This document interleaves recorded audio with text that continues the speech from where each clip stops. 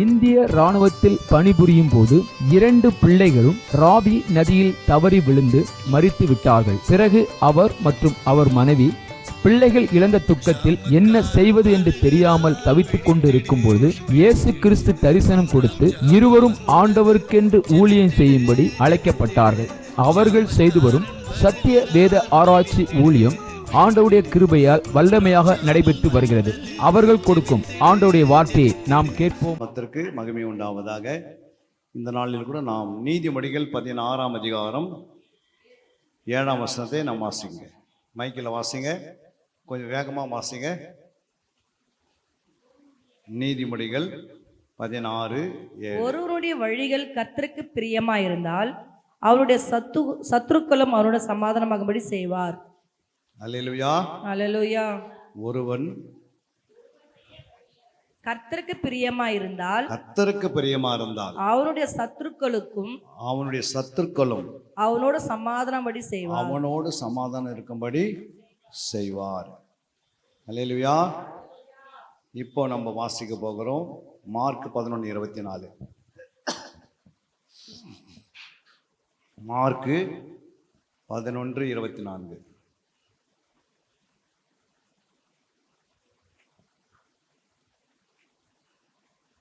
ஆதலால் நீங்கள் ஜெபம் பண்ணும்போது எவைகளை கேட்டுக்கொள்வீர்களோ அவைகளை பெற்றுக்கொள்வோம் என்று விசுவாசிங்கள். அப்போது அவைகள் உங்களுக்கு உண்டாகும் என்று சொல்லுகிறேன். அல்லேலூயா.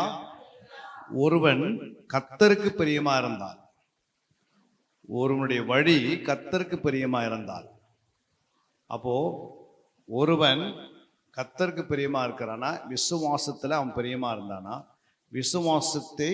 விசுவாசத்துல அவன் வளர்ந்திருந்தா, அங்க சொல்லப்பட்டிருக்கிறது, அதெல்லாம் நீங்கள் ஜெபம் பண்ணும்போது எவைகளை கேட்டுக்கொள்வீர்களோ அவைகளை பெற்றுக்கொள்வோம் என்று விசுவாசியுங்கள். அப்போ கர்த்தருக்கு பிரியமா இருக்கிறவங்க ஆண்டவரை விசுவாசித்து ஆண்டவரிடத்தில் கேட்கும் போது அந்த சகோதரிக்காவது சகோதரனுக்காவது ஆண்டவர் என்ன பண்றாரு, அதை அப்படியே நிறைவேற்றி தருகிறார். அல்லேலூயா. இன்னொரு வசனத்தை கூட நம்ம வாசிக்கலாம். 1 யோவான் 5:14. 1 யோவான் 5:14. நாம் எதையாகிலும் அவருடைய சித்தத்தின்படி கேட்டால் அவர் நமக்கு செவி கொடுக்கிறார் என்பதே அவரை பற்றி நாம் கொண்டிருக்கிற தைரியம். அப்போ அவருக்கு பிரியமா இருக்கிறவங்க அவருடைய சித்தத்தை செய்வார்கள். அப்போ சித்தத்தின்படி கேட்டால் அவர் என்ன செய்வார், நமக்கு செவி கொடுப்பார் என்பதே அவரை பற்றி நாம் வைத்திருக்கிற தைரியம். அல்லேலூயா. அப்போ நீங்க ஆண்டவர்கிட்ட கேட்க, அவருக்கு பிரியமா இருக்கும் போது எதைனாலும் கேட்கலாம் ஆண்டவர்கிட்ட. ஆனா அது எப்படி கேட்கணும், விசுவாசத்தோடு கேட்கணும். இல்லைங்க ஆண்டவருக்கு நான் பிரியமா இருக்கிறேன், அவர் எல்லாவற்றையும் கொடுத்துடுவார், அப்படி இல்லை. பிரியமா இருக்கிற அப்போ உன்னுடைய சத்துருக்கு முன்பாக உன்னை என்ன பண்ணுவார், உன் சத்துருவைக்கு முன்பாக சமாதானம் பண்ணுவார். அல்லேலூயா. நீங்க அவருக்கு பிரியமா இருந்தா அவரை விசுவாசிப்பீங்க. விசுவாசத்தை நீங்கள் எவைகளை கேட்கிறீர்களோ அதை கர்த்தர் உங்களுக்கு தருவார். இரண்டாவது, நம்ம அவருடைய சித்தத்தின்படி நம்ம எதை செய்தாலும் அது அவருக்கு பிரியமா இருக்கிறது.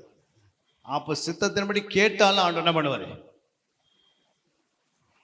ஒரு பிள்ளை, பெற்றோருக்கு பிள்ளை எல்லாத்தையும் கீழ்ப்படி பிரியமா இருக்குதுன்னா அந்த பிள்ளை அம்மாவுடைய சித்தத்தின்படியும் அப்பாவுடைய சித்தத்தின்படி கேட்கும் போது அதையும் கொடுப்பாங்க அவங்க. அல்லேலூயா. அப்போ பிரியமா இருக்கிறவங்க விசுவாசத்தோடு கேட்கணும், சித்தத்தின்படி கேட்கணும். மூன்றாவதாக அங்கே யோவான் 14:13 சொல்லுகிறது. யோவான் 14ஆம் அதிகாரம் 13ஆம் வசனம். நீங்கள் என் நாமத்தினாலே எதை கேட்பீர்களோ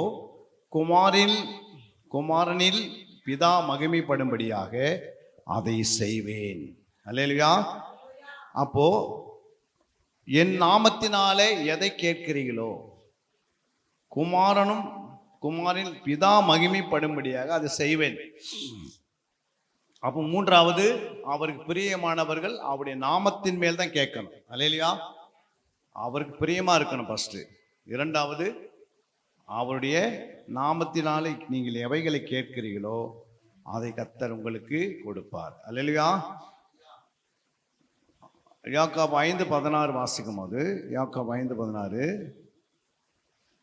5:16, நீங்கள் சொஸ்தமாடும்படிக்கு உங்கள் குற்றங்களை ஒருவருக்கொருவர் அறிக்கையிட்டு ஒருவருக்காக ஒருவர் ஜெபம் பண்ணுங்கள். நீதிமான் செய்யும் ஊக்கமான வேண்டுதல் மிகவும் பலனுள்ளதா இருக்கிறது. அப்போ ஆண்டவர் சொல்றாரு, நீங்கள் சொஸ்தம் அடையும்படிக்கு என்ன சொல்றாரு, உங்கள் குற்றங்களை ஒருவருக்கு ஒரு என்ன செய்யணும், அறிக்கை செய்யணும். குற்றத்தை நம்ம மூடணும், இல்லை குற்றத்தை ஒருவருக்கு ஒரு அறிக்கை செய்யணும். குற்றத்தை மூடுகிறவன் சிநேகத்தை நாடுகிறான். அல்லேலூயா. அப்போ ஒரு சிநேகிதனுடைய குற்றத்தை நம்ம அதை திறந்தோம்னா, புரியுங்களா, நாம் அவனிடத்தில் அன்பு கூறுகிறவர்கள் அல்ல. புரியுங்களா. குற்றத்தை யார் மூடுவாங்கன்னா, யார் சிநேகிக்கிறாங்களோ அவங்க தான் குற்றத்தை மூடுவாங்க. புரியுங்களா. நம்ம குற்றத்தை மூடுவதற்கு நமக்கு அவன் மேலே சிநேகம் இருக்கணும். அதே மாதிரி குற்றத்தை ஒருவருக்கு ஒருவர் என்ன செய்யணும், சொஸ்தமடைம்படிக்கு, உடல் ஆரோக்கியமாக இருப்பதுக்கு, செய்த தவறுகளை, அந்த குற்றத்தை மூடக்கூடாது, அந்த குற்றத்தை ஒருவருக்கு ஒரு அறிக்கை செய்து நாம் விட்டு விட வேண்டும். அல்லேலூயா.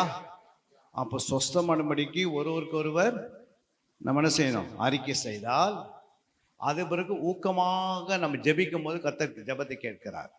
ஊக்கமான ஜெபம். அல்லேலூயா. சொல்ல பாருங்க, நீதிமான் செய்யும் ஊக்கமான வேண்டுதல் மிகவும் பலன் உள்ளதாக இருக்கிறது. அடுத்ததாக நாம் பார்க்கிறோம் எரேமியா 29:12. எரேமியா 29:12 என்ன சொல்லுது?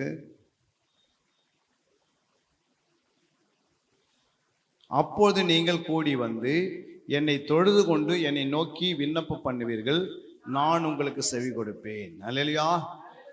அவர் சொல்றாரு, ஆண்டவருக்கு பிரியமானவர்கள் ஆண்டவர் என்ன செய்யணும், தொழுது கொள்ளணும். புரியுங்களா. அவரை நம்ம என்ன செய்யணும், தொழுது கொள்ள வேண்டும். அப்போ தொழுது கொள்ளணும், ஆண்டவருடைய நாமத்தை துதிக்கணும், ஆண்டவருடைய நாமத்தை சொல்லி சோத்தரிக்கணும், ஆண்டவருக்கு நன்றி செலுத்தணும். அப்புறம் சாஷ்டாங்கமாக விழுந்து பணிந்து அவரை நாம் தொழுது கொள்ளும் போது, அப்போது ஆண்டவர் என்ன செய்கிறாரு, நம்முடைய சத்தத்தை கேட்கிறார். அல்லேலூயா. நம்ம ஆண்டவர்கிட்ட கேட்கும் போது ஆண்டவர் என்ன பண்றார், நமக்கு உதவி செய்கிறார். அடுத்ததாக சங்கீதம் 145:18, சங்கீதம் 145:18,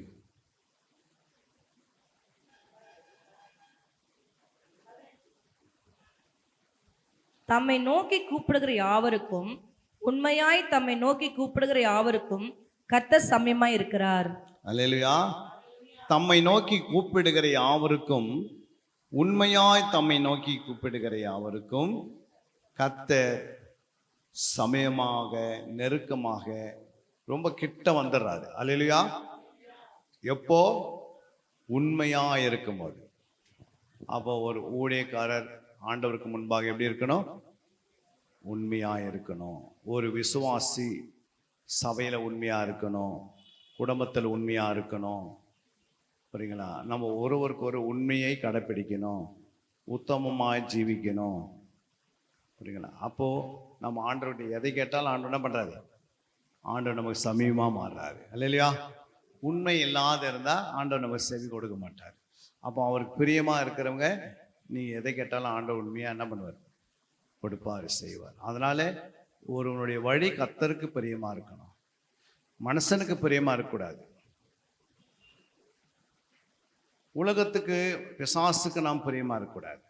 அவனுடைய வேலையில பிரியமா இருக்கிறேன். சிலவங்க மனுஷனுக்கு பிரியமா இருப்பாங்க, ஆனா ஆண்டவருக்கு பிரியமா இருக்க மாட்டாங்க.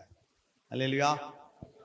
சிலவங்க வந்து இந்த பிசாசுடைய வேலைக்கு பிரியமா இருப்பாங்க, ஆனா ஆண்டவருடைய வேலை, ஆண்டவருடைய காரியத்தில் நாம் பிரியமா இருக்கணும். நம்முடைய வழி வந்து கர்த்தருக்கு பிரியமா இருந்துச்சுன்னா, அப்போ நம்ம செய்கிற எந்த வழியாக இருந்தாலும் கர்த்தருக்கு பிரியமா இருக்கிறதான்னு பார்க்கணும் நம்மை நாம. அல்லேலூயா.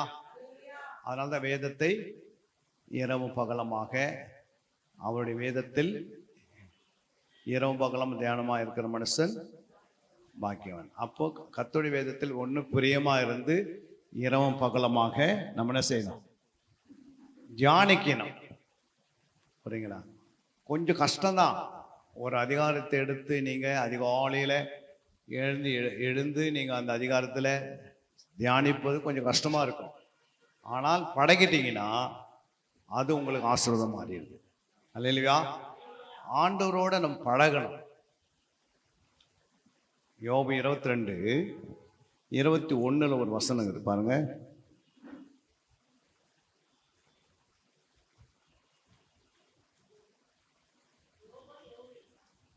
யோபு 22:21 நீர் அவரோடு பழகி சமாதானமாயிரும், அதனால் உமக்கு நன்மை வரும். என்ன சொல்றார் ஆண்டவரே? நீர் அவரோடு பழகி. அப்போ எப்படி ஆண்டவரோடு பழகிறது? நம்ம ஒருத்தரோடு பழகும் போது அவங்க யாருன்னு நமக்கு தெரியாது. ஆனால் அவங்க கிட்ட பழக பழக பழக அவங்களுடைய சுபாவங்கள் நமக்கு வெளிப்படும். அல்லேலூயா. சில நேரத்தில் நம்ம என்னடா இவங்க கிட்ட வந்து பழகிட்டோமே அப்படின்னு வருத்தப்படுறதும் இருக்குது. சில நேரத்தில் அவங்க கிட்ட பழகும் போது சில விதமான காரியங்கள் நமக்கு கஷ்டமாக இருக்கும். புரியுங்களா? அப்போ நீ மனுஷனிடத்துல போய் பழகதை காட்டிலும் உலக மக்களோட பழகதை காட்டிலும் நீ அவரோட பழகணும்னா உனக்கு என்ன கிடைக்கும்? சமாதானம் வரும். அல்லேலூயா. ஐயோ, சமாதானத்துக்காக எத்தனையோ பேர் ஓடி போய் தேடுறாங்க. எங்கள் வீட்டில் சமாதானம் இல்லையே, என் குடும்பத்தில் சமாதானம் இல்லையே, என்னுடைய வாழ்க்கையில் சமாதானம் இல்லையே அப்படின்னு ஆண்டவர் என்ன பண்ணுறாங்க? சமாதானத்துக்காக கஷ்டப்படுறாங்க. ஆனால் ஆண்டவர் என்ன சொல்கிறாரு? நீ என் கூட வந்து பழகுமா. அப்போ ஆண்டவரோடு எப்படி பழகிறது? இந்த வேதத்தை எடுத்து நீங்கள் எழுதிக்கின்னு இதில் இருக்கிறதெல்லாம் வசனங்களை மறுபடியும் திருத்திக்கின்னு அது என்ன சொல்லுதுன்னு அதை குறித்து ஆராய்ந்து பார்த்தீங்கன்னே இருந்தீங்கன்னா நீங்கள் அவரோட பழக ஆரம்பிச்சிடுறீங்க. அந்த ஒவ்வொரு வார்த்தையும் நமக்கு ஆறுதலையும் தேறுதலையும் கொடுத்துனே இருக்கும். புரியுங்களா? நம்முடைய மனசு எவ்வளோதான் மனசு நம்மகிட்ட பேசினாலும் முடிவு பார்த்தீங்கன்னா வருத்தம் தான் வரும். நீங்கள் யாருக்கிட்ட உட்காந்து மணிக்கணக்கில் பேசிட்டு முடிக்கும் போது பாருங்கள் எப்படி ஆயிடுது. முடிக்கும் போது பல பிரச்சனைகள் போய் முடிஞ்சிடும் இல்லை? ஒருவருக்கு ஒருவர் அந்த மன கஷ்டத்தோட கசப்போடு போவாங்க. புரியுங்களா? ஆனால் ஆண்டவர்கிட்ட நீ உட்காந்து மணிக்கணக்கில் உட்காந்து பேசும்போது நீ சமாதானத்தோடு போவ. அல்லேலூயா. ஏன்னா ஆண்டவரோடு நீ பழக பழக பழக உன் வாழ்க்கையில் சமாதானம் பெருகிடும். அவர் சொல்ற சமாதானம் பண்ணுகிறவர்கள் இங்கே வந்திருக்கிறார்கள். நீங்கள் சமாதானம் உங்களுக்குள்ளே இருந்தால் ஒரு வீட்டுக்கு என்ன பண்ணுவீங்க? சமாதானம் பண்ணுகிறவங்களா நீங்கள் சமாதானத்தில் பழகிறீங்கன்னா ஆண்டோட பழகும் போது சமாதானத்தில் வளருவீங்க. நீங்கள் ஒரு வீட்டுக்கு போனால் அந்த வீட்டுக்கு சமாதானம் வருமா வராதா? வரும். ஏன்னா நீங்கள் அந்த வீட்டுக்கு போனீங்கன்னா உங்களை பார்த்து அவங்க சமாதானமாயிடுவாங்க. அல்லேலூயா. அப்போது நம்ம ஆண்டவரோடு பழகாமல் அந்த வீட்டுக்கு நம்ம போனால் எப்படி இருக்கும்? நம்ம அந்த வீட்டை பிரிச்சுட்டு வந்துடுவோம். இல்லைன்னா ஏதாவது ஒன்று சொல்லிட்டு வந்துடுவோம். அவங்களுக்கு கசப்பு உண்டாக்கிட்டு வந்துடுவோம். இல்லை அவங்களுக்கு தொந்தரவு உண்டாக்கிடுவோம். அல்லேலூயா. அதனால் நம்ம சமாதானத்தில் நம்ம அவருடைய பழகி சமாதானத்தை பெற்று சமாதானத்தினுடைய நிறைவோடு இருந்தோம்னா நம்மளை எடுத்து ஆண்டவர் என்ன பண்ணுறாரு? 4 இடத்துல பயன்படுத்த ஆரம்பிச்சிடுறாரு. நீ 4 வீட்டுக்கு போய் சமாதானம் சொல்லும் போது அவங்க ரொம்ப சந்தோஷப்பட்டு அந்த வீடே ரட்சிக்கப்பட்டு நம்ம தேடி வர அளவுக்கு ஆகிடும். புரியுங்களா? இன்னைக்கு எத்தனை வீடுகளில் சமாதானம் இல்லை. சமாதானத்துக்காக அவங்க எங்கேயோ ஓடுறாங்க. ஆனால் எங்கே போனாலும் சமாதானம் இல்லை. சமாதானத்துக்கு ஒரே இடம் எங்கே? அவரோடு பழகும் போது. புரியுங்களா? அப்போ அவரோடு எப்படி பழகுவீங்க? அங்கே சங்கீதம் 119 65 என்ன சொல்லுது?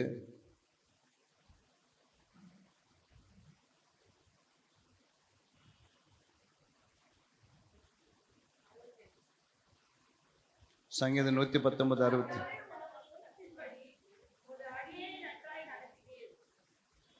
சங்கீதம் 119 165 அது.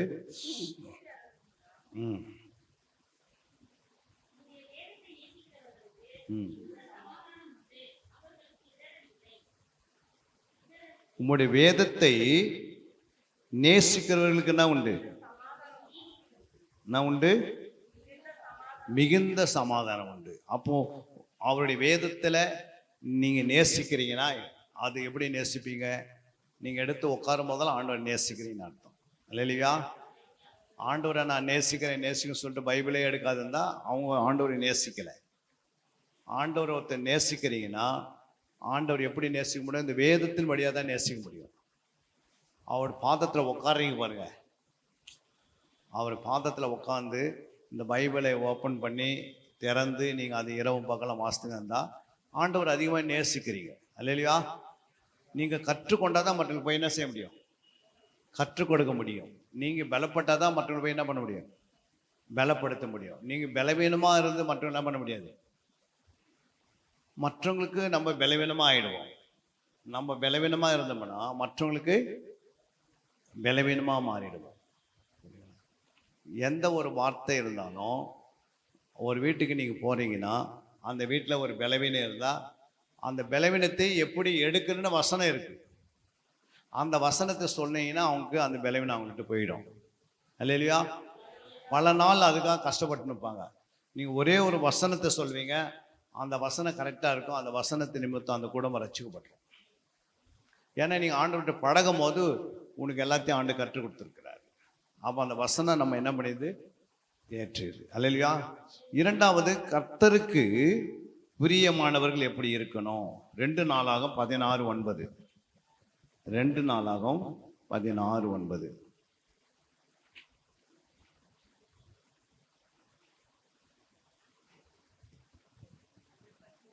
தம்மை பற்றி உத்தம இருதயத்தோடு இருக்கிறவர்களுக்கு தம்முடைய வல்லமையை விளங்க பண்ணும்படி கர்த்தருடைய கண்கள் பூமி எங்கும் உலாவிக் கொண்டிருக்கிறது. இந்த விஷயத்தில் மதியில்லாதவர்களாய் இருந்தீர்கள். ஆகையால் இது முதற்கொண்டு உமக்கு யுத்தங்கள் நேரிடும் என்றான். என்ன சொல்றாரு? தம்மை பற்றி உத்தம இருதயத்தோடு இருக்கிறவர்களுக்கு தம்முடைய வல்லமையை விளங்க பண்ணும்படி கர்த்தருடைய கண்கள் பூமியில் எங்கும் உலாவிக் கொண்டிருக்கிறது. இந்த விஷயத்தில் மதியில்லாதவராய் இருந்தீர். ஆகியால் இதர் முதற்கொண்டு உமக்கு யுத்தங்கள் நேரிடும் என்றான். அல்லேலூயா. 2 நாளாகும் 16:9. அல்லேலூயா. அப்ப இங்க என்ன சொல்லியிருக்கிறாரு ஆண்டவரே? தம்மை பற்றி உத்தம இருதயத்தோடு இருக்கிறவர்கள் கர்த்தனை செய்கிறாரு, தம்முடைய வல்லமையை விளங்க பண்ணுவார். அல்லேலூயா. ஆண்டவர் என்ன செய்வாரு? அவரை பற்றி உத்தம இருதயத்தோடு இருக்கிறவர்களுக்கு தம்முடைய வல்லமையை, அவருடைய வல்லமையை நமக்கு என்ன செய்வாரு? விளங்க பண்ணுவார். அல்லேலூயா. ஆண்டுடைய வல்லமை எவ்வளவு பெரியது! எரேமியா 16:17 வாசிக்கும் போது, எரேமியா 16:17,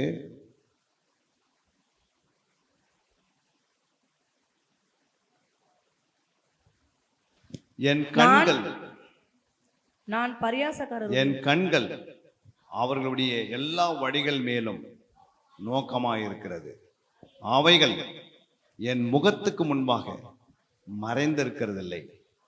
அவருடைய அக்கிரமம் என் கண்களுக்கு முன்பாக மறைவாயிருக்கிறதும் இல்லை. அல்லேலூயா.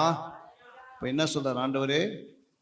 என் கண்கள் அவர்களுடைய எல்லா வழிகள் மேலும் நோக்கமாயிருக்கிறது. அவைகள் என் முகத்துக்கு முன்பாக மறைந்திருக்கிறதும் இல்லை. அல்லேலூயா.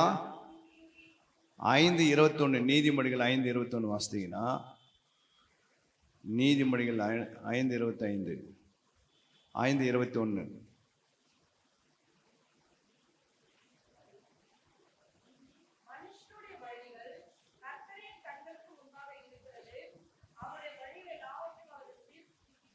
மைக்கில் வாசிங்க.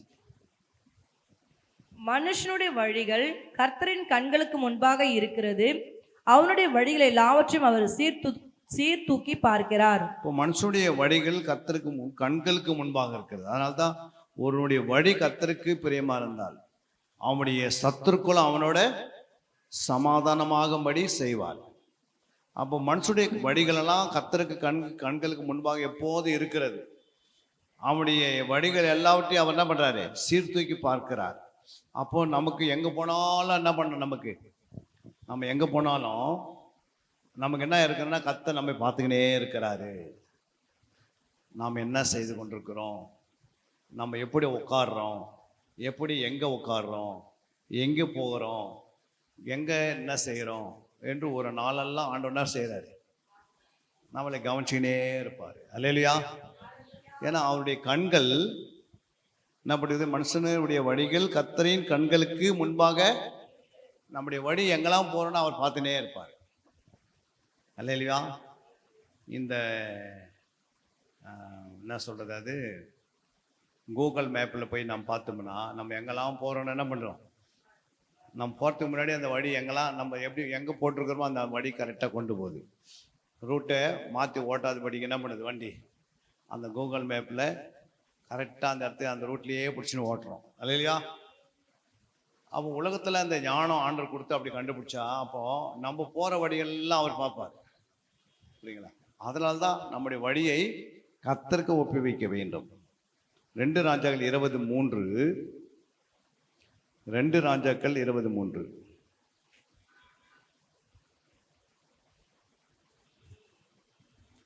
கர்த்தாவே, நான் உமக்கு முன்பாக உண்மையும் மன உத்தமமாய் நடந்து உமது பார்வைக்கு நலமானது செய்தேன் என்பதை நினைத்தருளும் என்று விண்ணப்பம் பண்ணினான். எசேக்கியா மிகவும் அழுதான்.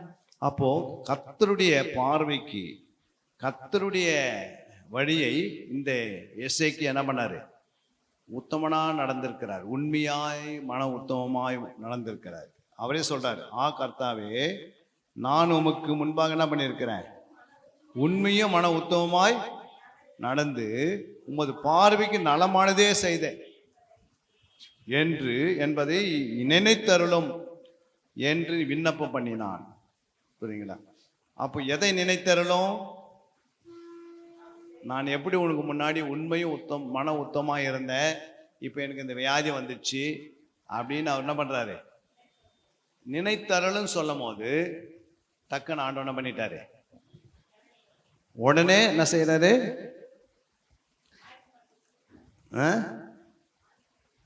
சொல்லுங்கம்மா. அது பாருங்க 5ஆம் வசனம். நீ திரும்பி போய், ஏசாயாக்கு சொல்றாரு ஆண்டவர், நீ திரும்பி போய் என் ஜனத்தின் அதிபதியாகிய எசேக்கியாவை நோக்கி, உன் தகப்பனாக தாவீதின் தேவனாய் இருக்கிற கர்த்தர் சொல்லுகிறது என்னவென்றால், உன் விண்ணப்பத்தை கேட்டேன், உன் கண்ணீரை கண்டேன், இதோ நான் உனக்கு குணமாக்குவேன். 3ஆம் நாளிலே நீ கர்த்தருடைய ஆலயத்திற்கு போவாய். பாருங்க எப்படி அடையாளம் கொடுக்கிறார் ஆண்டவர். இவர் ஜெபம் பண்ணாரு, அன்னைக்கு எந்த கடவுளை வந்து நேரெல்லாம் பார்க்க முடியும், இப்படி இயேசு வந்தாரு. புரியுங்களா. செங்கடல் பிளந்து வந்தாங்க ஜனங்க. புரியுங்களா. இப்படி சாலமோன் ஆலயம் கட்டினா இதெல்லாம் தெரியாது. அந்த அளவுக்கெல்லாம் ஃபர்ஸ்ட் என்ன பண்ணாது, கடவுளை ஒரு பைபிள்லாம் கையில் கிடையாது. அப்படி இருந்துக்கினே அவர் என்னை நினைத்தருள்னு சொன்ன பிறகு உடனே ஆண்டவர் அந்த ஜெபத்தை கேட்குறாரு. நீ திரும்பி போய் ஏசாயா தீர்க்கதரிசி சொல்றார் ஆண்டவர், என் ஜனத்தின் அதிபதியாக எசேக்கியாவை நோக்கி, உன் தகப்பனாகிய தாவீதின் தேவனாய் இருக்கிற கர்த்தர் சொல்லுகிறது. அவர் சொல்ல பாருங்க எப்படி அட்ரஸ் பண்றாரு, உன் தகப்பனாகிய தாவீதின் தேவனாய் இருக்கிற கர்த்தர் சொல்லுகிறது என்னவென்றால், உன் விண்ணப்பத்தை கேட்டேன், உன் கண்ணீரை கண்டேன், இதோ நான் உன்னை குணமாக்குவேன். 3ஆம் நாளிலே நீ கர்த்தருடைய ஆலயத்துக்கு போவாய் என்று சொல்லிட்டார் ஆண்டவர். சொல்லிட்டு 6ஆம் வசனம் சொல்றாரு, உன் நாட்களோடு 15 வருஷங்களை கூட்டுவேன். அல்லேலூயா. உன்னையும் இந்த நகரத்தையும் அசிரிய ராஜாவின் கைக்கு தப்புவித்து என் நிமித்தம் என் தாசனாகி தாவீது நிமித்தமும் இந்த நகரத்துக்கு ஆதரவாய் இருப்பேன் என்று சொல் என்றார்.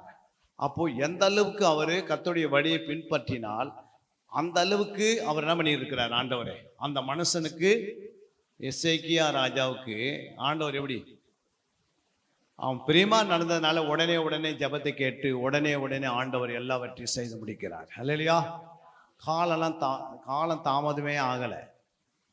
கொஞ்ச நாள் தள்ளி வைக்கணும், ஒரு நாள் அவர் ஜெபம் பண்ணி நிற்கட்டும் அப்படின்னா சொல்ல, உடனே ஆண்டவர் என்ன பண்றாரு, அதே நாளிலே ஜெபத்தை கேட்கிறார். காரணம் என்னன்னா, ஆண்டவருக்கு பிரியமாய் இந்த எசேக்கியா ராஜா வாழ்ந்தார். அல்லேலூயா. நம்ம யாராக இருந்தாலும் ஆண்டவருக்கு பிரியமாக இருக்கிறோன்னா அது எப்படி கண்டுபிடிக்க முடியும்னா, நீ அவரோட பழகி பழகி பழகி அவரோட வேதத்தை எடுத்து தினந்தோறும் வாசித்து வாசித்து வாசித்து நல்லா தியானம் பண்ணி நேரத்தை ஒதுக்கும் போது ஜபத்தில் உன்னுடைய ஆலயத்தில் நீ தேவனை விட்டு விடாதபடிக்கு உன் நேரத்தை அதிகமாக செலவு பண்ணும் போது கர்த்தர் உன்னோடு இருக்கிறத நீ கண்டுபிடிச்சிடலாம். அல்லேலூயா. ஏன்னா ஒரு பெரிய சந்தோஷம் வந்துடுது ஆண்டவர் கூட இருக்கும்போது. நம்ம ஒரு கஷ்டப்படும் போது உடனே ஆண்டவர் நமக்கு செவி கொடுத்து அந்த காரியத்தை நிறைவேற்றுகிறார். அல்லேலூயா. இன்னொரு காரியத்தை கூட நாம் பார்க்கலாம். அங்கே 2 ராஜாக்கள் 15-17. 2 ராஜாக்கள் 2 நாளாகும் 15ஆம் அதிகாரம் 17ஆம் வசனம்.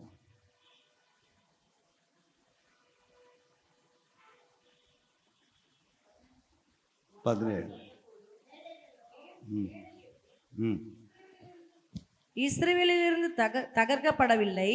ஆனாலும் ஆசாவின் இருதயம் அவன் நாட்களில் எல்லாம் உத்தமமாய் இருந்தது. பாருங்க, மேடைகளோ இஸ்ரவேலில் இருந்து தகர்க்கப்படவில்லை, ஆனாலும் ஆசாவின் இருதயம் அவன் நாட்களில் எல்லாம் உத்தமமாய் இருந்ததா. எப்படி இருந்தது? உத்தமமா இருந்திருக்குது அந்த ஆசா. ஆனா மேடைகள் என்ன பண்ணல, அந்த விக்கிர பலிபீடங்களை அவன் உடைத்து எரியல, எதுவுமே செய்யல. ஆனாலும் ஆசாவின் இருதயம் எப்படி இருந்திருக்குது?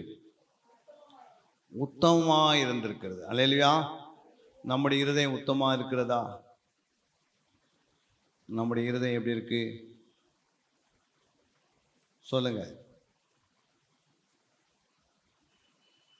1 ராஜாக்கள் 22:43 வாசிக்கும் போது 1 ராஜாக்கள் 22:43, அவன் தன் தகப்பனாகிய ஆசாவின் வழிகளை எல்லாம் நடந்தான், அவன் அதை விட்டு விலகாமல் கர்த்தரின் பார்வைக்கு செம்மையானது செய்தான்.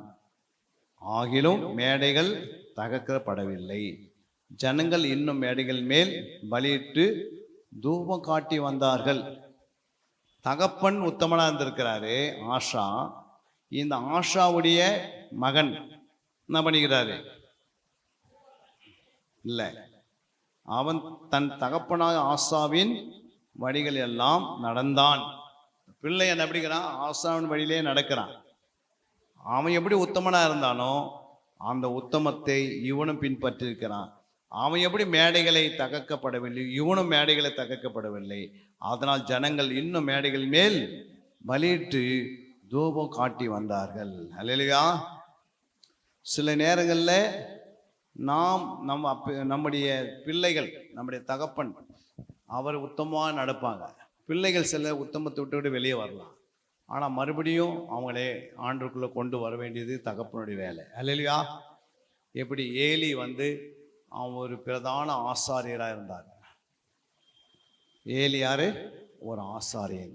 ஆனால் அவங்க பிள்ளைங்க 2 பேர் தவறுகள் செய்யும் போது அவன் என்ன செய்யலை, அதை தட்டி கேட்கல, இஷ்டமாக விட்டுட்டான். அது ஒரு நாள் கர்த்தர் அவங்களை நியாயத்திருத்துட்டாரு. அல்லேலூயா. சாமுவேல் பிள்ளைகளோட 2 பிள்ளைங்களும் ஆண்டவருக்கு முன்பாக பரிதானம் வாங்கி ஜனங்களை கிட்ட மோசம் பண்ணினாங்க. அல்லேலூயா. சாமுவேல் 2 பிள்ளைகள் என்ன பண்ணாங்க? அவருடைய நியாயசங்கத்துக்கு முன்னாடி வரும்போது அவங்ககிட்ட பணம் கேட்டு வாங்கினாங்க. புரியுங்களா? அதனால் ஆண்டவர் என்ன பண்ணார்? தேவனுக்கு கோபம் வந்துடுச்சு. புரியுங்களா? இது மாதிரி வேதத்தில் அநேகர்களை நாம் பார்க்க முடியும். கர்த்தருக்கு பிரியமாய் ஒருவன் நடக்கலைன்னா அவனுடைய வழி எப்படி இருக்கும்? அதை குறித்து ஒரு வசனம் வாசிக்கலாம். அங்கே சொல்லப்பட்டிருக்கிறது 28ஆம் அதிகாரம் 9ஆம் வசனம். நீதிமொழிகளில் நீதிமொழி 28:9, வேதத்தை கேளாதபடி தன் செவியை விலக்குகிறவனுடைய ஜெபமும் அருவருப்பா இருக்குமா. அப்போ வேதத்தை நீங்கள் கேட்கல, ஆனால் ஜெபம் மட்டும் பண்ணுறீங்க, வேதத்துக்கு செவி கொடுக்க மாட்டேன்றீங்க. நான் பைபிள்லாம் படிக்க மாட்டேங்க, ஒரு ஜெபம் மட்டும் பண்ணியிருப்பேன் அப்படின்னா சில நேரத்தில் அந்த ஜெபமே அவங்களுக்கு என்ன மாறிடுது? ஆண்டவருக்கு அருவப்பா மாறியது. புரியுங்களா? அதனால தான் வேதத்தைக்கு செவி கொடுக்கணும், வேதத்தின்படி வாழணும். வேதத்தின்படி வாழ்ந்தால் தான் ஜபங்கள் வந்து நல்லா வளரும். புரியுங்களா? நம்முடைய வாழ்க்கையில் மாற்றங்கள் இல்லாமல், நம்முடைய வாழ்க்கையில் மாற்றம் வராமல், நம்முடைய வாழ்க்கையில் இப்படி நம்ம வாழ்க்கை தாறுமாறாக இருந்துச்சுன்னா நம்ம என்னதான் ஜெபம் பண்ணாலும் ஆண்டவர் கேட்பாரா? கேட்க மாட்டார். அல்லேலூயா. நம்முடைய வாழ்க்கை எப்படி இருக்குன்னா மற்றவங்களுக்கு முன்பாக அந்த வாழ்க்கையை வாழ்ந்து காட்டணும். இப்படியும் ஒரு மனுஷன் வாழ்ந்தான், இப்படியும் ஒரு சகோதரி வாழ்ந்தார்கள் தெருவில், அவங்க ஜெபிக்கிறவளாக இருந்தாங்க. புரியுங்களா? எப்படி தெபோராளை குறித்து ஆண்டு பேசுகிறாரு. தெபோராளா யாருமா? அவங்க இறந்துட்டு பிறகு வச்சிடறாங்கல்ல, அவங்க யாரு? தொற்கால். இப்போ தொற்கால் வந்து மறிச்சிடுறாங்க, மறிச்சுட்டு அவங்கள அடக்கம் பண்ணுறாங்க, அடக்கம் பண்ணுறதுக்காக வைக்கப்பட்டிருக்கிறது. புரியுங்களா? அப்போது பேதுரு வராரு. அந்த தொற்காலை குறித்து ஊரில் என்ன சொல்கிறாங்க? இந்த அம்மா செத்தது நல்லது அப்படின்னா சொன்னாங்க ஊரெல்லாம். அந்த அம்மா வந்து எல்லாவற்றிலையும் நற்கிரிகளையும் நற்கந்தமாகவும் நற்சாட்சியாகவும் நல்ல ஜீவியத்தை ஜீவித்திருக்கிறாங்க அப்படின்னு அவங்க பேதருக்கு சொல்கிறாங்க ஊராரு. அப்போது அந்த சாட்சி, அவங்க வாழ்ந்த வாழ்க்கையுடைய சாட்சி பேதர் கேட்டதுனால பேதர் போய் என்ன சொல்கிறாரு?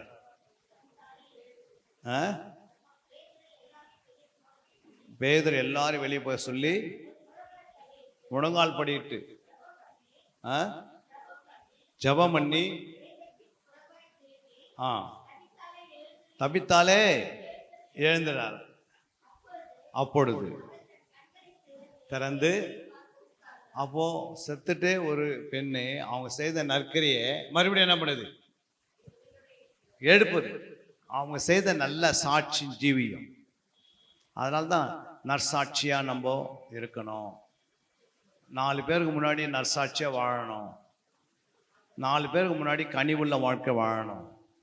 4 பேருக்கு முன்னாடி நம்ம அடையாளமாக இருக்கணும். 4 பேருக்கு முன்னாடி நம்ம எப்படி இருக்கணும்? பரிசுத்தமாய் வாழணும். அதெல்லாம் வந்து செய்யணும்னா இந்த வசனத்தை என்ன பண்ணணும்? தினந்தோறும் இதுக்கு டைம் கொடுத்தீங்கன்னா, இந்த வேதத்தை அனுதினமும் நீங்கள் தேடி தியானித்து ஆராய்ந்துனே வந்தீங்கன்னா உங்கள் வாழ்க்கையில் மறுமலர்ச்சி உருவாகும். இல்லைன்னா வசனம் உங்களுக்கு தெரியும் அறகுறையாக இருக்குது, வசனம் வந்து உனக்கு அந்த அளவுக்கு புரியல, சரியான ஜபம் இருக்காது அப்படின்னா என்னாவும் பிசாசு எந்த விதத்திலையும் பாவத்தில் என்ன பண்ணுவான்? கொஞ்சம் கொஞ்சமாக தள்ளி விட்டுருவான். அல்லேலூயா. அதனால தான் வசனம் இல்லாத இடத்துங்களில் ஜனங்க என்ன பண்ணுவோம்? சீர்கெட்டு போயிடுது. அதாவது ஆலோசனை இல்லாத இடத்துலன்றது, வசன ஆலோசனை எங்கே இல்லையோ அங்கெல்லாம் ஜனம் எப்படி இருக்கும்? சீர்கெட்டு போயிடுது. சரியான வசன ஆலோசனை அதாவது சபை வளரும். இன்னைக்கு சபையில் பார்க்குறோம், நல்ல ஆலோசனை கொடுக்குற போதகர் அந்த சபை நல்லா ஸ்ட்ராங் ஆகிடுது. அல்லேலூயா. வசனத்தை வச்சு வசனத்தினாலே ஆலோசனை கொடுக்க சபை ஓங்கி வளர ஆரம்பிக்கும், பரிசுத்தமாக இருக்கும். வசனம் இல்லாத சபையில் பாருங்கள், பாஸ்டருக்கும் ஒரு பக்கம் சண்டை, விசுவாசிகள் ஒரு பக்கம் சண்டை இருக்கும். புரியுங்களா? ஒரு பக்கம் விசுவாசிங்க பாஸ்டருக்கு விரோதமாக பேசுவாங்க, மறுபக்கம் பாஸ்டர் விசுவாசிகள் சரின்னு சொல்லிக்கின்னு இதே காலத்தை ஓட்டி சபை கொஞ்சம் கொஞ்சமாக என்ன பண்ணும்? உடஞ்சி அங்கேருந்து சில ஊழியர்கள் எழும்பி அவங்க பாதி பேர் அவங்க கொண்டு போயிடுவாங்க, பாதி பேர் இவங்க கொண்டு போயிடுவாங்க. அந்த சபையை 3 துண்டாக மாற்றிடுவாங்க, ஒரு கூறு 3 கூறாக போட்டுருவாங்க. இல்லை, அதான் தலைவர் சரியில்லைன்னா, தலைமை சரியில்லைன்னா சபை உடஞ்சிடும். தலைமை கரெக்டாக இருந்துச்சுன்னா, தலைமை கரெக்டாக இருந்தால் எப்படி இருக்கும் சபை?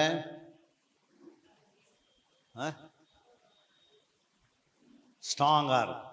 அல்லேலூயா. ஏசு கரெக்டாக இருந்ததுனால தான், தலை கரெக்டாக இருந்ததுனால தான் பின்னாடி வர சரீரம் கரெக்டாகிடுச்சு. அல்லேலூயா. ஏசு தான் தலை சபைக்கு. அந்த சபைக்கு தலையாக இருக்கணும், நம்ம அவைகளாக இருக்கிறோம்.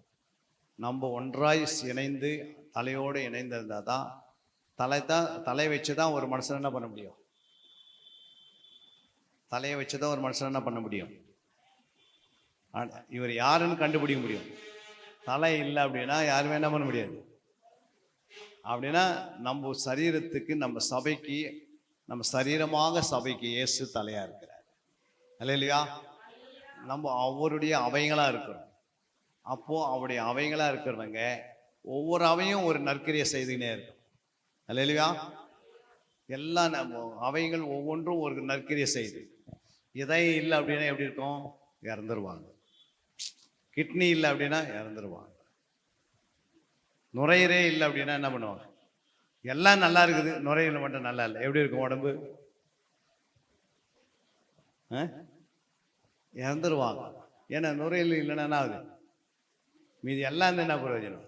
அப்போ எல்லா அவைகளும் தேவை. அப்போ சபைனா எல்லாம் நம்ம ஒரு ஒரு அவையங்கள் நம்ம ஒரு சரீரமாக மாற்றி இதற்கு இயேசு தலையாக மாறி நாம் அவருடைய தலைக்கு கீழே நம்ம கீழ்ப்படிந்து அவைகள் என்ன செய்யணும்? ஒரு அவையும் வேதனைப்பட்டா எல்லா அவையும் என்ன பண்ணும்? ஒரு அவையும் வேதனைப்பட்டால் எல்லாவையும் வேதனைப்படும் அப்படின்னு ஒரு சபையில் ஒரு விசுவாசி வேதனைப்பட்டால் எல்லாமே வேதனை பண்ணணும். ஒரு விசுவாசி சந்தோஷமாக இருந்தால் எல்லா விஷயம் சந்தோஷமாக இருக்கும். ஒரு விசுவாசி நோயோடு இருக்கிறாங்கன்னா அவங்களுக்காக ஜெபம் பண்ணணும். எல்லா விசுவாசம் சேர்ந்து அவங்களுக்காக ஜெபம் பண்ண விடுதலாயிடும். அதான் சபை. அல்லேலூயா. அடுத்ததாக கர்த்தருக்கு பிரியமானவன் யார் என்றால் ஆதியாகம் 35:11 காலையில் வாசத்தை நம்ம இந்த வசனத்தை கூட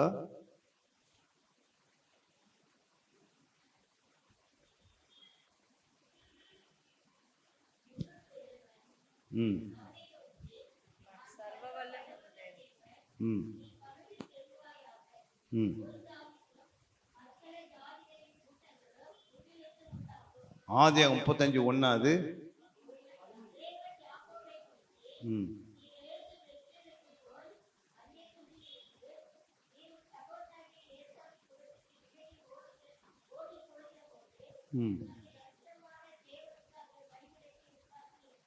பாருங்க, தேவன் யாக்கோபை நோக்கி நீ எழுந்து பெத்தேலுக்கு போய் அங்கே என்ன பண்ணு? நீ என்ன செய்ய? குடியிருந்து நீ உன் சகோதரனாக ஏசாவின் முகத்திற்கு விலகி ஓடி போகிற போது உனக்கு தரிசனமான தேவனுக்கு அங்கே ஒரு பலிபீடத்தை உண்டாக்குகின்றார். அல்லேலூயா. அப்போ இந்த யாக்கோபு ஆண்டவருக்கு பிரியமா இருந்தனால தான் தரிசனம் ஆகிறார். இருதயத்தில் சுத்தமுள்ளவர்கள் தேவனை தரிசிப்பார்கள். அப்போ யாரெல்லாம் தேவனை தரிசிப்பாங்க? ஒன்று, இருதயத்தில் சுத்தமுள்ளவர்கள் தேவனை தரிசிப்பார்கள். 1 யோவான் 3:2 சொல்லுது, பிரியமானவர்களே, இப்போது தேவனுடைய பிள்ளைகளாய் இருக்கிறோம், இனி எவ்விதமாயிருப்போம் என்று இன்னும் வெளிப்படவில்லை. ஆகிலும் அவர் வெளிப்படும் போது அவர் இருக்கிற வண்ணமாகவே நாம் அவரை தரிசிப்பதினால் அவருக்கு ஒப்பாயிருப்போம் என்று அறிந்திருக்கிறோம். அங்க என்ன படுகிறது? தரிசிப்பதினால் என்ன செய்வோம்? தரிசிப்பதினால தான் அவருக்கு ஒப்பா மாற முடியும். அப்போ அவரை நீ தரிசிக்கலைன்னா, யாக்கோபு தன் வீட்டை விட்டு வெளியே போகும்போது அவன் என்ன செய்திருக்கிறான்? நம்ம செய்த யாக்கோபு உண்மையும் உத்தமாய் நேர்மையாய் கர்த்தருக்கு பிரியமா இருந்தனால்தான் கர்த்தர் என்ன செய்திருக்கிறாரு? தரிசனத்தை மூலமாக வெளிப்படுத்துகிறார். அல்லேலூயா. தரிசனத்துல அவன் பார்க்கறான் ஆண்டவரை. புரியுங்களா? ஆண்டவர் ஒருத்தர் பார்க்கணும்னா அவங்க இருதயம் சுத்தமாக தான் பார்க்க முடியும். ஒருத்தருடைய இருதயம் அக்கிரம் சிந்தையா இருந்ததுன்னா அவன் ஆண்டவர் என்ன பண்ண முடியாது? பார்க்க முடியாது. அதே போல் நீ ஆண்டுடைய வார்த்தையை விளங்கிக்கணும்னா அவங்களுடைய இருதயம் சுத்தமாக இருந்தால் தான் அந்த வசனம்லாம் வந்து விளங்கி கொள்ள முடியும். சீக்கிரமாக புரியும். இல்லைன்னா வசனம் அவ்வளோ சீக்கிரம் என்ன பண்ணாது? புரியாது. நம்ம மனசுடைய ஞானத்தில் பேச முடியாது. மனசுடைய ஞானத்தில் பேசினா நம்ம கட்டுக்கதையெல்லாம் வைத்து பேசணும். புரியுங்களா? ஒரு வசனத்தை பேசிட்டு அதுக்கு அர்த்தம்னு சொல்ல தெரியாமல் தேவையில்லாத கதையெல்லாம் பேசுவோம். அல்லேலூயா. அதே வந்து நமக்கு மனக்கண்கள் திறக்கப்பட்டிருக்கனால ஒரு வசனம் வாசித்தவருக்கு அது என்ன அர்த்தம், அந்த அர்த்தத்தை எடுத்து ஆண்டவர் கொடுப்பாரு. அல்லேலூயா. அப்போ இருதயத்தில் சுத்தமுள்ளவர்கள் தேவனை தரிசிப்பார்கள். எபிரேயர் 12:14. எபிரேயர் 12:14 யாவரோடு சமாதானமாய் இருக்கவும் பரிசுத்தம் உள்ளவர்களாய் இருக்கவும் நாடுங்கள். பரிசுத்தம் இல்லாமல் ஒருவரும் கர்த்தரை தரிசிப்பதில்லையே. இருதயத்தில் சுத்தமாக இருந்தால் தேவனை தரிசிக்க முடியும். தேவனுக்கு பிரியமாய் வாழ்ந்தால் கர்த்தரை தரிசிக்க முடியும். அல்லேலூயா. அவருடைய பிள்ளைகளாக இருந்தால் அவருக்கு தரிசனம் ஆக முடியும். இருதயத்தில், அதாவது இங்க சொல்ற பரிசுத்தம் இல்லாமல் ஒருவன கர்த்தரை தரிசிப்பதில்லையே. அல்லேலூயா. வெளிப்படுத்த 22:4 சொல்லுகிறது, அவருடைய ஊழியக்காரர் அவரை சேவித்து அவருடைய சமூகத்தை தரிசிப்பார்கள், அவருடைய நாமம் அவர்களுடைய நெற்றிகளில் இருக்கும். அல்லேலூயா. அங்க சொல்றாரு, ஊழியக்காரர் ஆண்டவரே, அவரை யாரெல்லாம் சேவிக்கிறீங்களோ அவருடைய சமூகத்தை தரிசிக்க முடியும். நீ ஆண்டவரை சேவித்தால் அவரை அடிக்கடிக்கு நீங்க பார்க்க முடியும். முடியுமா? முடியாதா?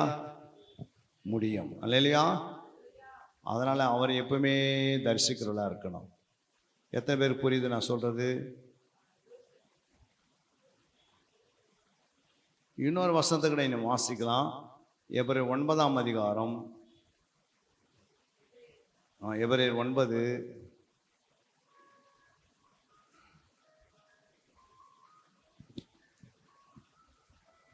எபிரேயர் 9 எடுத்துட்டீங்களா? கடைசி வசனம் வாசிங்க. கிறிஸ்துவும் அநேகருடைய பாவங்களை சுமந்து தீர்க்கும்படிக்கு ஒரே தரம் பலியிடப்பட்டு பாவமில்லாமல் ஆவலுடன் தமக்காக காத்து கொண்டிருக்கிறவர்களுக்கு ரட்சிப்பை அருளும்படி 2ஆம் தரம் தரிசனமானார். பாருங்க, கிறிஸ்துவும் அநேகருடைய பாவங்களை சுமந்தார். ஃபர்ஸ்ட் அநேகருடைய பாவத்தை சுமக்கிறாரு.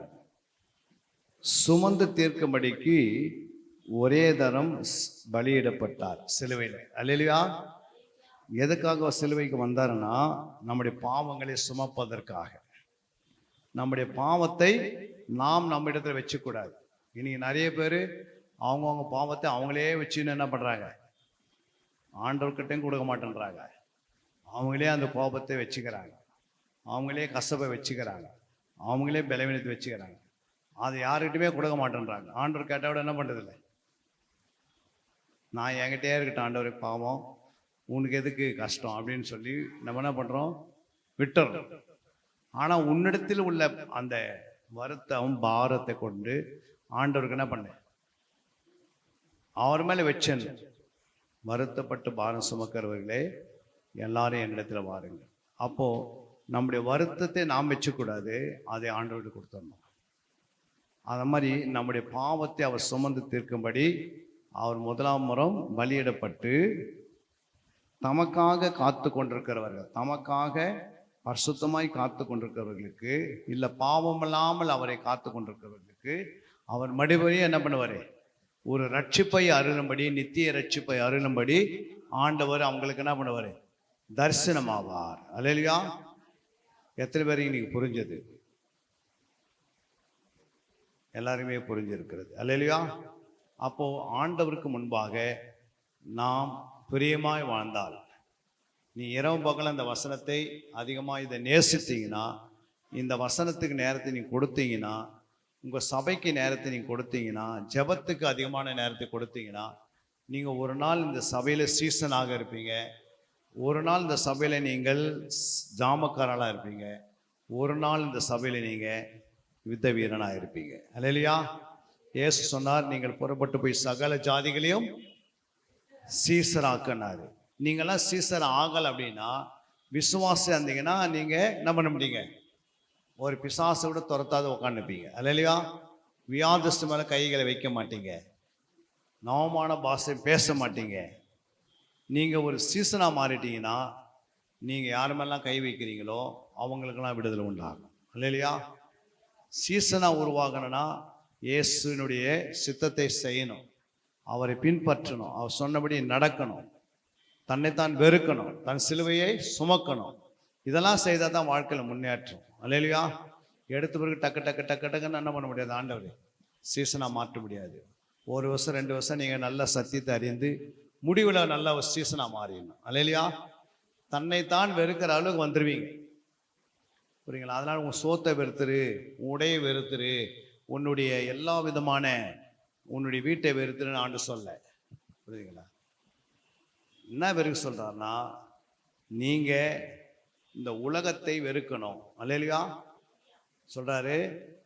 மத்தேயு 10:37 வாசிக்கும் போது, மத்தேயு 10:37 வாசிங்க.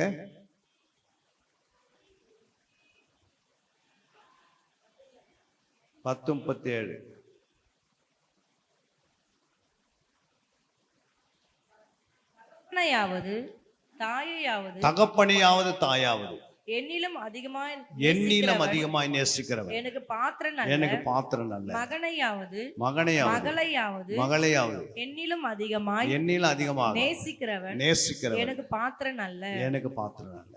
அல்லேலூயா. தகப்பனையாவது தாயாவது என்ன பண்ணும், அவரில அதிகமா நம்ம நேசிக்க கூடாது. அப்படின்னா இந்த உலகத்தை நீங்க வெறுக்கிறனா, நீங்க எல்லாரையும் நீ நேசிக்கலாம். தாயை நேசிக்கலாம், தகப்பனை நேசிக்கலாம், எல்லாரையும் நேசிக்கலாம், பிள்ளைகளை எல்லாரையும். ஆனால் அந்த நேசிக்கிறதுல அதிகமாக ஆண்டவரை நேசிக்கணும். இல்லையா? அதாவது நீங்கள் உங்கள் பிள்ளையை பெற்று எடுத்துட்டு உங்கள் பிள்ளை போய் பக்கத்து வீட்டில் இருக்கிற அதிகமாக நேசித்தா நீங்கள் என்ன சொல்வீங்க? அதாவது நீங்கள் உங்கள் பிள்ளையை பெற்றெடுத்து உங்கள் பிள்ளை பக்கத்து வீட்டில் தெருவில் ஒருத்தர் வராங்க, பக்கத்து வீட்டுக்காரு. அவங்கள போய் அப்பா நல்லா இருக்கிறீங்களா, அவங்கள அப்பான்னு சொல்லி கூப்பிட்டு அம்மா நல்லா இருக்கிறீங்களான்னு கூப்பிட்டா நீங்கள் என்ன சொல்லுவீங்க? உங்கள் மகன் மகளோ பக்கத்து வீட்டில் போய் அவங்கள அப்பான்னு கூப்பிட்டு இருந்தா நீங்கள் என்ன சொல்வீங்க? என்னம்மா சொல்லுங்க?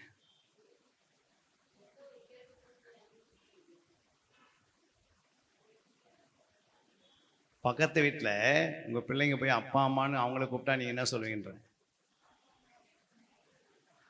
அதே நான் தானே உன்னை பெற்று எடுத்தேன், நான் தான் உனக்கு அப்பா அம்மா, நான் தான் அம்மா அப்படின்னு சொல்லுவீங்க. சொல்லுவீங்களா? சொல்ல முடியும். அதை மாதிரி ஆண்டவர் சொல்கிறாரு, நான் உன்னை பெற்று எடுத்துட்டேன். உங்கள் அம்மா அப்பா பெற்று எடுத்தாங்க, ஆனால் நான் உன்னை விலைக்கரை கொடுத்து உன்னை என்ன பண்ணிட்டு மீட்டு கொண்டேன். அல்லேலூயா. இப்போ என் பிள்ளையா மாறிட்டேன், மறுபடியும் அம்மா அப்பான்னு நீ ஏன் ஒண்ணுக்கிறேன்?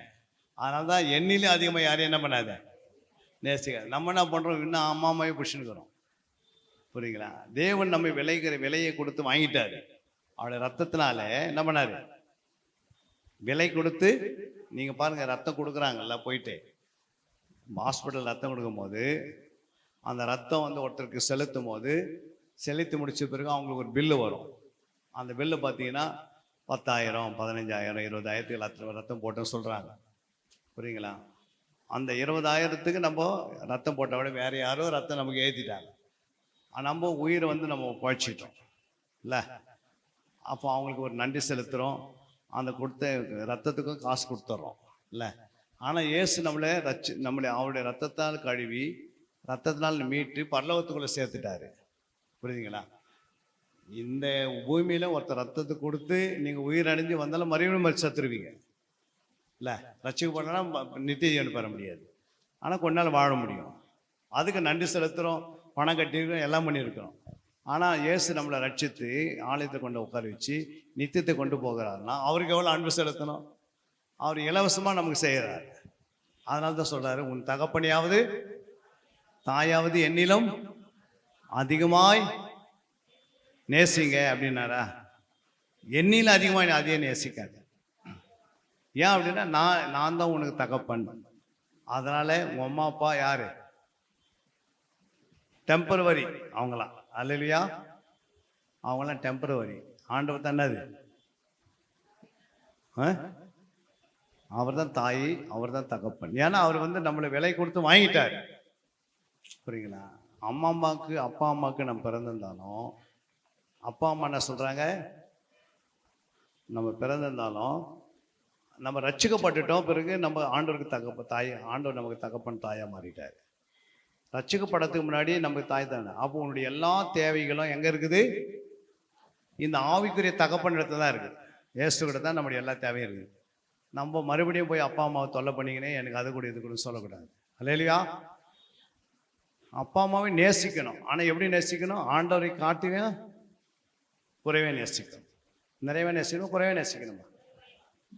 நீங்கள் நீங்கள் ஃபுல்லாக உட்காந்து நேசித்தா அதை காட்டிலும் அவருக்கு அதிக நேரத்தை நேசிக்கணும். அல்லேலூயா. எப்படி ஆபிரகாம் தன்னுடைய மகனை அதிகமாக நேசித்தார், ஈசாக்கை. என்ன செய்தார்? ஆபிரகாம் தன் ஈசாக்கை அதிகமாய் தேவனை காட்டிலும் அதிகமாக நேசித்தனால ஆண்டவர் என்ன சொன்னார் ஆபிரகாமுக்கு? உன் மகனை கொண்டு போய் என்ன செய், எனக்கு பலி செலுத்து அப்படின்னாரு. அல்லேலூயா. யோசேப்பை ஈசாக்கு அதிகமாக நேசித்தார். 12 பிள்ளைகளை காட்டிலையும் எதை அதிகமாக நேசித்தார்? என்னாச்சு? யூதாசு இயேசுவை காட்டிலும் பணத்தை அதிகமாக நேசித்தான். என்னாச்சு? ஆச்சா இல்லையா? நீ எதை அதிகமாக நேசிக்கிறாயோ, ஆண்டவரை விட்டுட்டு எதை நேசிக்கிறாயோ, அப்போ ஏதோ உனக்கு ஒரு இழப்பு வருதுன்னு அர்த்தம். அல்லேலூயா. நீங்கள் உன்னுடைய பொருளை அதிகமாக, வீட்டை அதிகமாக நேசித்தீங்க, அந்த வீடு காணாமல் போகுது. ஏன்னா அந்த வீடு வீடு வீடு நீங்கள் ஓடுனுக்கிறீங்க. அல்லேலூயா. நித்திய வீடுன்னு ஒன்று கட்டிட்டார் ஆண்டவர் பரலோகத்தில். தெரியுமா எத்தனை பேருக்கு? வெர்க்மா சாய் கூட பாட்டு பாடுறாரு. ஒரு நித்திய வீடு எங்கே இருக்குது நமக்கு? அதுதான் ஒரிஜினல். அந்த வீட்டுக்கு போகிறதுக்கு தான் நம்ம எப்பவுமே என்ன செய்யணும்?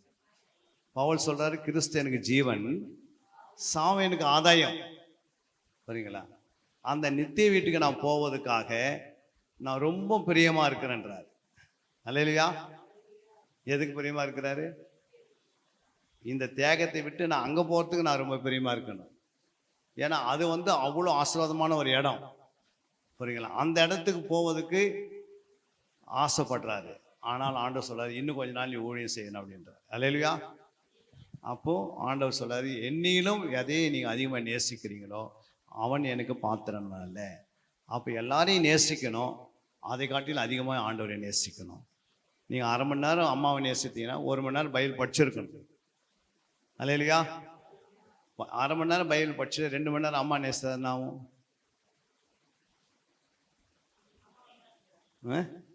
அம்மாவுக்கு அடிக்கடி உடம்பு சரியில்லை ஆகிடும். அடிக்கடி என்ன பண்ணுவீங்க? போய் பார்த்துன்னு அம்மா சொல்லிடணும், நீ ஆண்டவர் என்ன பண்ணு, போய் பைபிள் படி, அதிகமாக ஜோம் பண்ணு, என்கிட்ட உட்காந்து கட்டல அவன்கிட்ட உட்காரு அப்படின்னு அவங்க சொல்லணும். அல்லேலூயா. இதெல்லாம் எதுக்கு சொல்ல வரேன்னா, வேதத்தில் எழுதப்பட்டிருக்கிறது. எங்கே எழுதப்பட்டிருக்குது? ஏசா தன்னுடைய கூழை அதிகமாக நேசித்தான். என்னது? கூழை அதிகமாக நேசித்தனால என்ன ஆச்சு? சேஷ்ட புத்திர பாகத்தை இழந்து போயிட்டான். லோத்துடைய மனைவி அந்த பட்டணத்தில் அதிகமாக அவங்க கண்ணு இருந்ததுனால திரும்பி பார்க்காதுன்னு சொல்லிட்டு போனார் ஆண்டவர். என்ன பண்ணிட்டாங்க? திரும்பி பார்த்ததுனால அவனுடைய லோத்துடைய மனைவி புத்தனா மாறிட்டாங்க. சவுல் ராஜா அதிகமாக ஆண்டவரை நேசி சொன்னார். ஆண்டவர், நான் சொன்னது போய் நீ செய்யினாரு. புரியுங்களா? அமிலேக்கிற உடைய ராஜரீகத்தை ஃபுல்லாக அழிச்சிடுனாரு, சின்ன குழந்தை வரைக்கும். ஆனால் அவன் போய் என்ன பண்ணிட்டான்? கரவலை மாடு, ஆடு, கோழி என்னென்ன இருக்குதோ பெருசாக அவருக்கு என்ன கண்ணுக்கு தெரிஞ்சாலும் என்ன பண்ணிட்டாரு? பொண்ணு வீட்டில் கட்டிக்கினார்.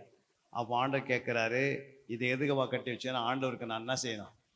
பலி செலுத்து. பலி செலுத்துவல ராஜாவுடைய வேலை கிடையாது, அது தீர்க்கதரிசியுடைய வேலை.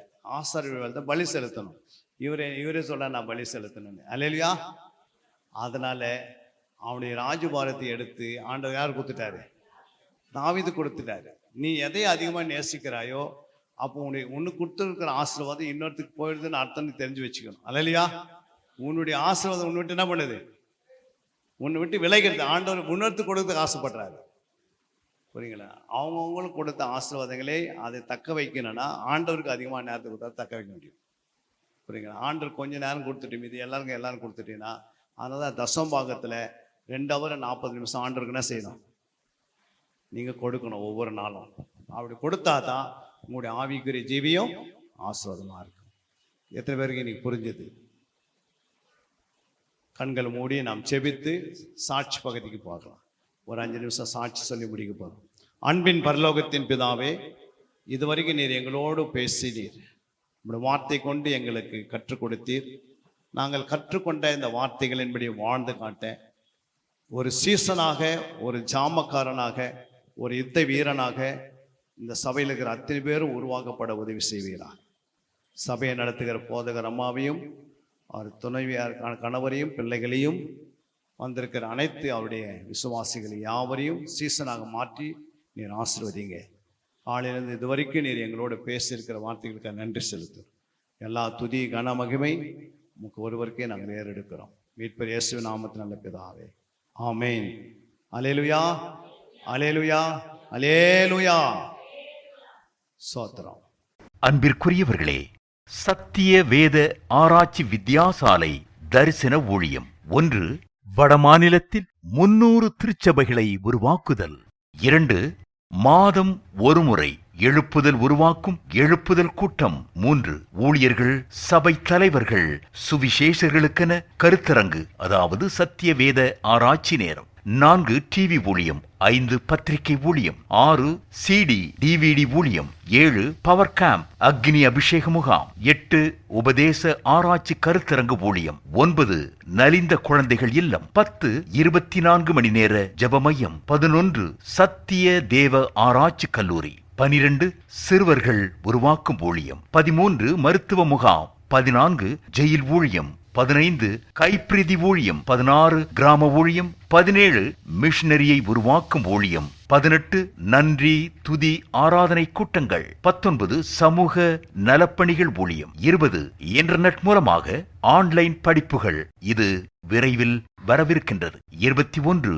தேவனுடைய வருகைக்கு ஆயத்தப்படுத்துதல். இதனுடைய நோக்கங்கள்: 1 கோடி சீடர்கள் உருவாகுதல், 1 கோடி ஜாமக்காரர்கள் உருவாகுதல், 1 கோடி யுத்த வீரர்கள் உருவாகுதல், 1 கோடி ஊழியர்கள் உருவாகுதல். தரிசனத்தை அவன் கண்டபோது அவர்களுக்கு சுவிசேஷத்தை அறிவிக்கும்படி கர்த்தர் எங்களை அழைத்தார். புறப்பட்டு போக பிரயத்தனம் பண்ணி.